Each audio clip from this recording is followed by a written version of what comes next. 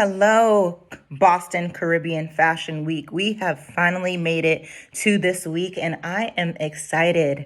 Major shout out to Althea for creating such a phenomenal week, even in the midst of a pandemic, going virtual. Happy 7th year. Although it is new times, you have done it. So excited to just be here, to honor you, and to just acknowledge and celebrate the beauty of not just fashion, but rebuilding, especially in a storm. For those of you who do not know me, I am Pilar Tucker. I am a therapist. I am a founder and CEO of a nonprofit organization called Empower Our Crown. And I am also a coach, a speaker, and a trainer for people across the world. I am delighted to be here today. Although these are different times and things have had to shift and change, I believe that we are all here for a purpose. We are all here for a reason. And that reason requires us to show up as our full selves. That reason requires us to shatter the norm. That reason requires us to show gratitude, to give love, and just show up unapologetically fabulous. As each of you are, on this fashion week, I just hope that you are bringing your full selves to any space that you're in. But right now, asking that you bring your full space and attention to this space. So I'm sure you all have attended so many wonderful events and have been delighted and excited to just enjoy the beauty of fashion, the beauty of pivoting in business, the beauty of connecting with other creatives and innovators, and the beauty of just being magic, even when our light has dimmed significantly. I want to make note of this season, this year. 2020 has been nothing short of a challenging year. It has brought about 210 plus thousand people's lives have lost to COVID-19. Racial and political unrest has permeated our society like a plague. People in the mental health field have had to work overtime because depression, anxiety, and stress are at an all-time high. Poverty has struck in because this economic crisis is something that we haven't seen in a long time since our last recession. We have political leaders who we are afraid cannot lead us in the way that we need. And our faith is being tested. All of us, whether you are a believer or not, our faith is being tested significantly. And when our faith is tested, it's hard to withstand the storm.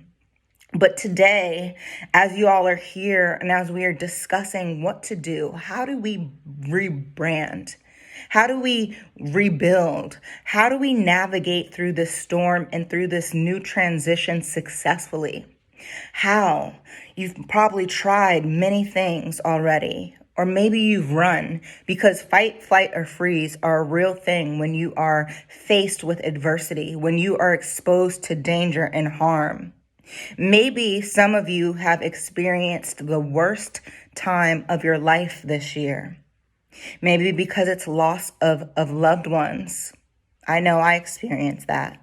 Maybe because it's a loss of a job. Maybe because it's a loss of friends, or even worse, loss of self. Whatever that may be, I want us to be intentional in regaining and recreating the narrative for ourselves. Just like with fashion, we have the opportunity to change clothes. We have the opportunity to put something on that makes us feel fabulous, that makes us feel confident, that makes us feel like we can take over the world. I know I love to dress up because when I dress up and I put on my heels, I am Superwoman times 10. I can conquer anything and anyone. And we have to think about that as we are trying to conquer our lives. Because unlike fashion, we have to work a little bit harder when it comes to self. We have to understand that the style that we want to create for ourselves takes a little bit more work than just going into the closet and putting on something. It's a mind shift. It's a behavior shift. It's a change in the way that we speak to each other. It's a change in the way that we speak to ourselves. So as we're thinking today and all of you are joining this fabulous event, I'm just hoping that as we're meditating on what this year has brought to us, as what we have undergone on a level that we may have not experienced before, we must assess our thoughts. We must assess our behaviors. We must assess the way that we speak. Rebuilding means that we must start over. We are starting from the ground up. We are starting to lay the bricks of a new foundation. We're shifting fashion seasons right now. And this is the season that you all have to bring your best selves, your best outfits, your best makeup, or if you're a man, your best haircut. You have to bring your best shoes. And you have to come dressed to impress for self. This isn't about paparazzi. This isn't about what others may think of you when you walk in the room. It's really going to come down to what you think of yourself and how you treat yourself, especially in this season. There has been a lot of turmoil, a lot of despair. Calamity has been at an all-time high, and many of us have retreated from it. So as we are trying to navigate back into the recreation, the rebranding, the rebuilding of self, it's going to take time. It's going to take intention. It's going to take purpose. It's going to take commitment. Are you ready? And when I ask, are you ready? Think about that before you answer. Are you ready? Do you have what it takes to rebrand and rebuild your entire life in the midst of this storm? It's not going to be as pretty as you think it is. It sounds good, but it's going to take some ugly work. It's going to take some rechanging of your outfits and your attitudes and your values and your peace. It's going to create a newness in you that you may have never experienced before. So today I'm going to take you through some steps for us to rebuild. The time is now. We cannot wait for another crisis to occur before we try to tap into our highest selves. For those of you who are believers, it is time to trust in God. It's time to stay grounded in faith. It's time to create an atmosphere around you that exudes the fashion of a goddess, the fashion of kings and queens. This is time. We cannot wait. So, Boston Caribbean Fashion Week. Get out your pens and papers, maybe your cell phones. It's time to rebuild ourselves. And we are going to rebuild ourselves in a way that nobody has before. Because you know what? There's this one awesome quote. It says, only in the shattering can the rebuilding occur. And a lot of people think that when times are great, it's easy to rebuild, but you're actually at a good position to build when you're at your lowest, because that means you're already closer to the ground up. So as we are rebuilding today, set the intention that you are only going to get higher from this moment on. We have to lay the foundation. We have to lay the bricks before we can get the building.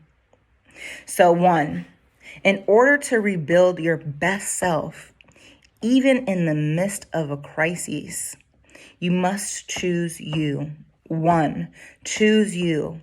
In a world that tells you not to choose you and to choose everything else but you, please do not listen to that.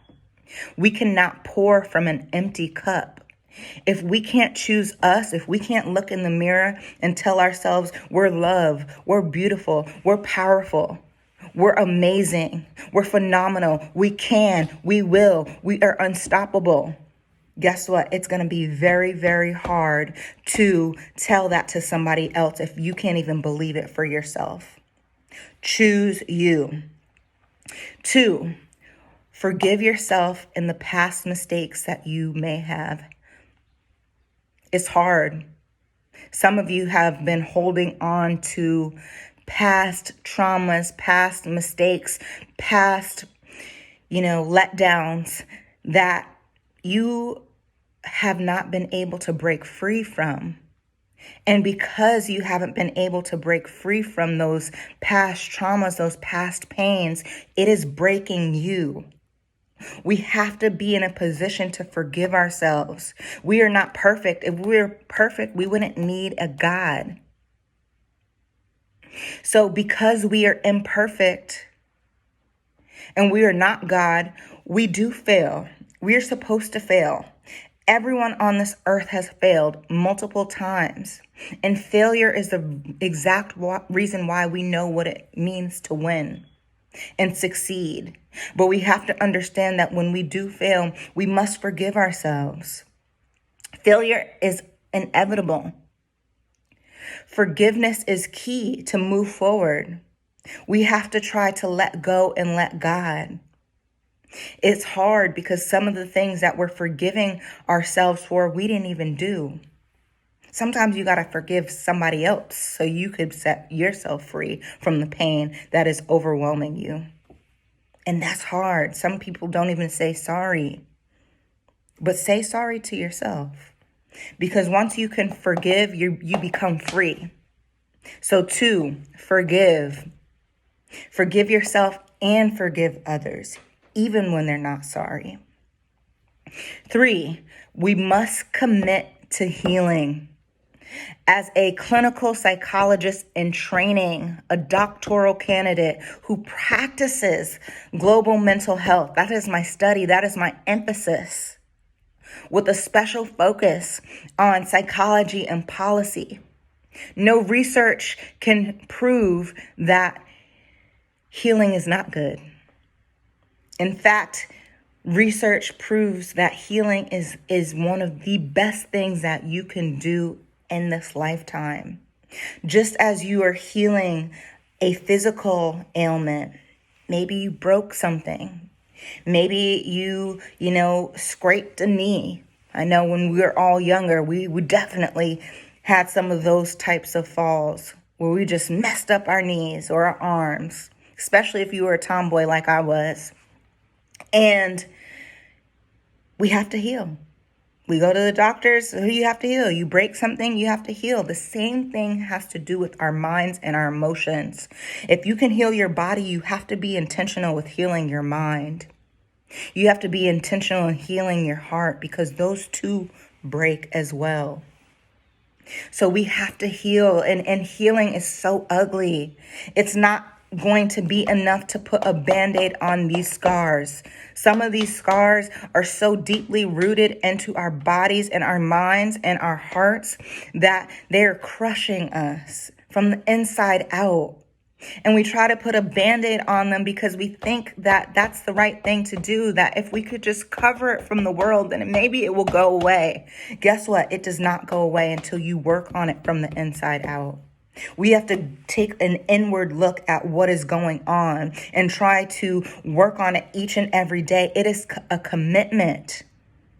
Some of us have a lifetime of healing to do, but I can tell you this as a survivor of depression, as a survivor of anxiety, as a survivor of eating disorders, I am choosing to heal every single day.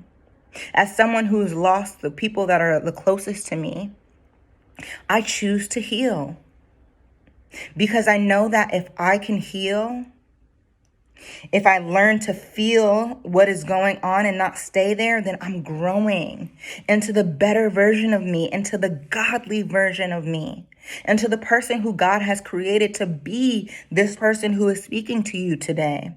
We have to heal. We cannot run from pain anymore. We have to run towards it, face it head on. It is time to heal. Black and brown people, it is time to heal. We cannot keep fighting mental illness and saying to just pray about it. Yes, pray about it. But guess what? Faith without works is dead. So if you cannot heal, then it's going to be very hard for you to show up in life in the way that you want to. It is going to be hard for you to achieve the goals that you have written down. It is going to be hard for you to fulfill the calling that God has on your life. We must heal. Healing is not that cute. I'm going to tell you that right now. Sometimes it looks like you are crying, you are alone, you are angry, you retreat, you digress, you fail, you rise, you turn, you fall again just to get back up. But guess what? If you keep going forward, if you keep failing forward, you will heal forward. It is not a perfect thing, and it doesn't happen overnight. Just like any wound, time heals all wounds. Healing takes time. It is a life journey, and that's why I said there must be a commitment to this healing. Whether that's implementation of mental health services, your pastoral services, friends, family, whatever it is, we have to be intentional in accessing that. Once we can access our healing, we unleash a beast in us. Believe me, you think you're bad now without healing? Imagine you put that healing on you. You are unstoppable. And then the next, which is 4, is give grace and gratitude.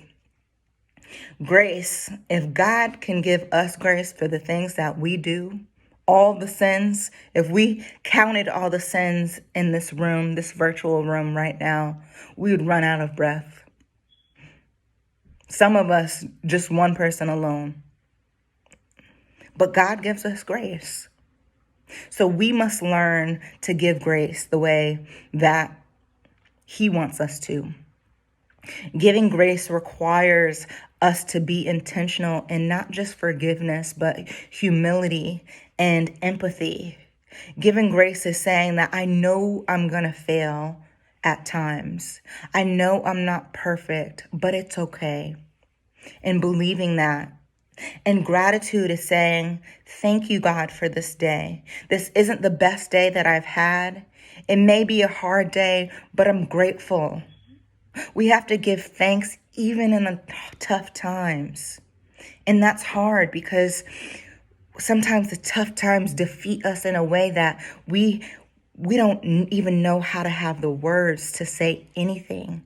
But if you could give thanks for the small things, God is going to bless you with greater things. So give grace, give gratitude, appreciate everything life sends your way.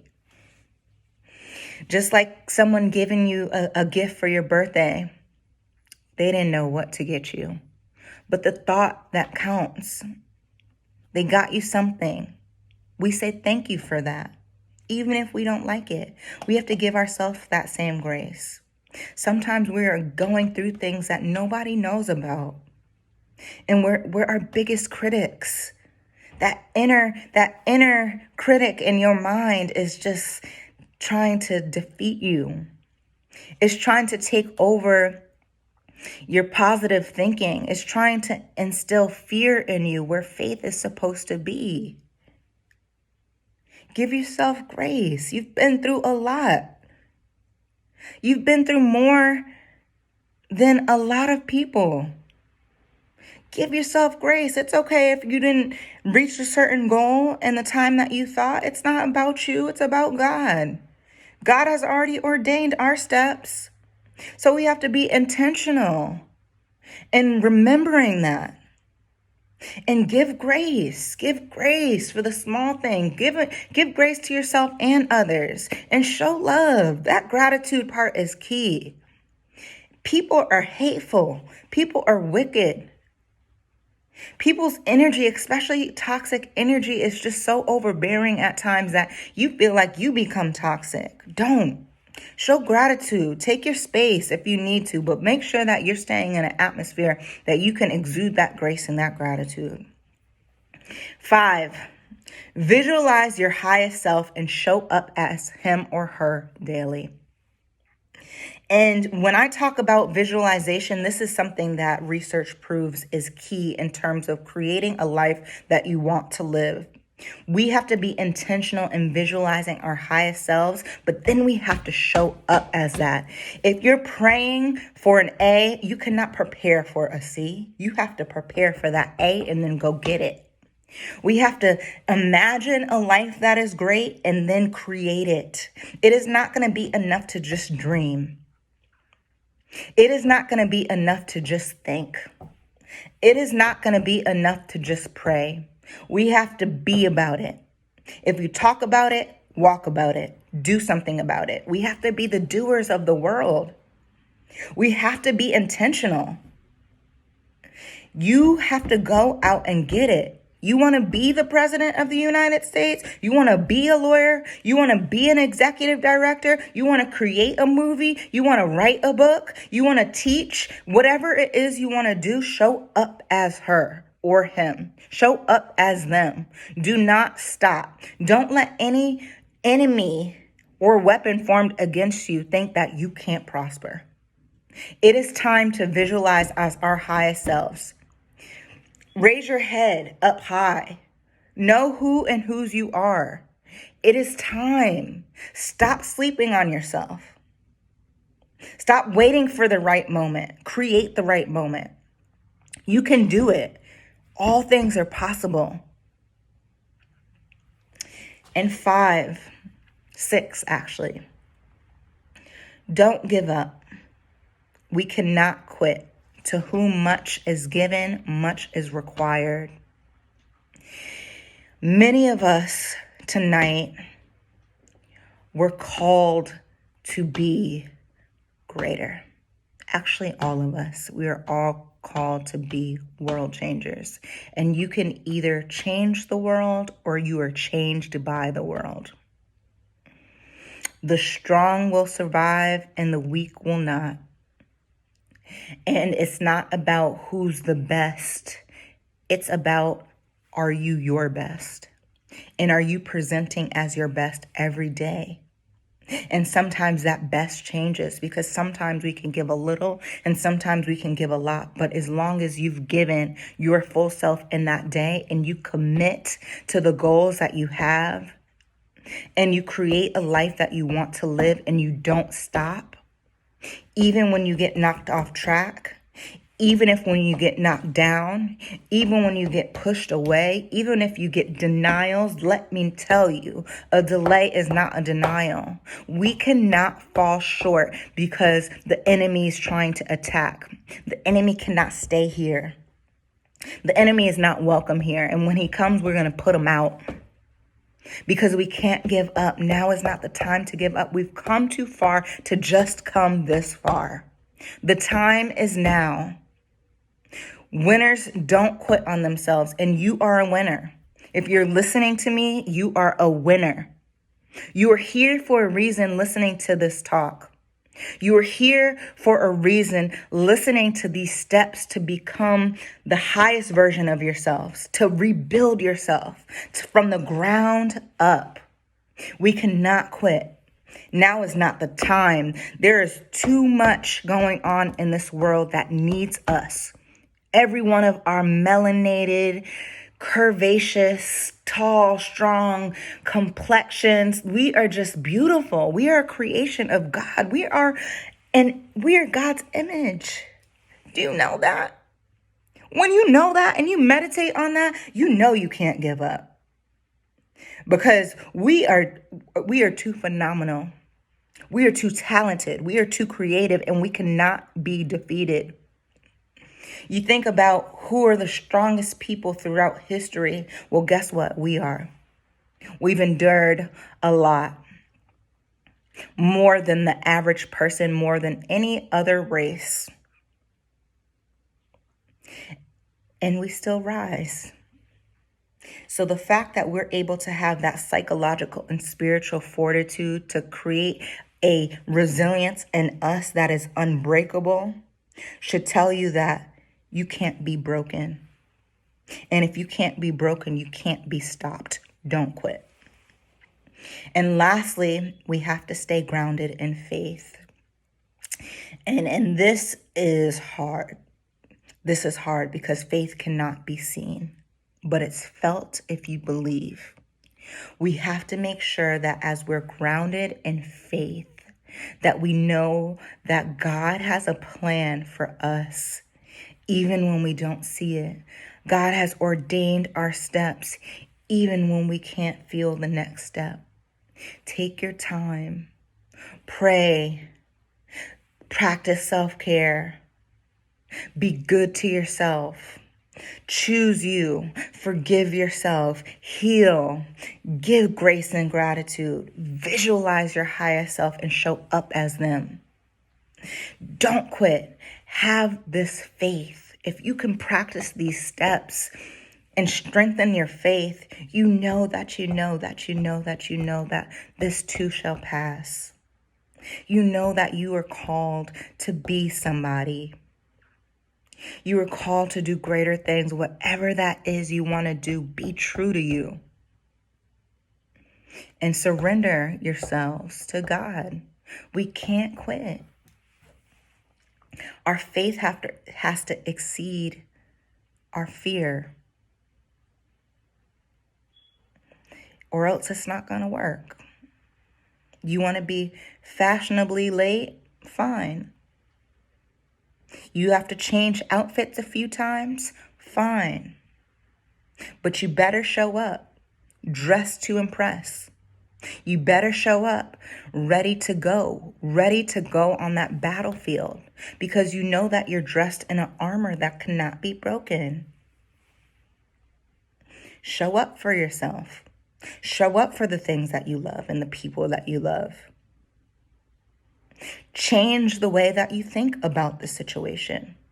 Is the glass half empty or half full? There was this quote, and I'm going to read it to you, by someone called Edith Head. You can have anything you want if you dress for it. And I love it because it's not just about fashion. You can have anything you want if you dress for it. That means that if you put your mind to it, if you put your body, your spirit, your mind all in alignment and you go out and get it, you will have it. I believe in you. I'm praying for you. I'm rooting for you. I am so honored to be here again. Thank you, Althea and Boston Caribbean Fashion Week, for allowing me to be in this space. If you would like to follow me, you can follow me on my LinkedIn, Pilar Tucker. You can add me on Instagram. I am Pilar Tucker. You can email me, pilar@pilartucker.com, and stay in touch.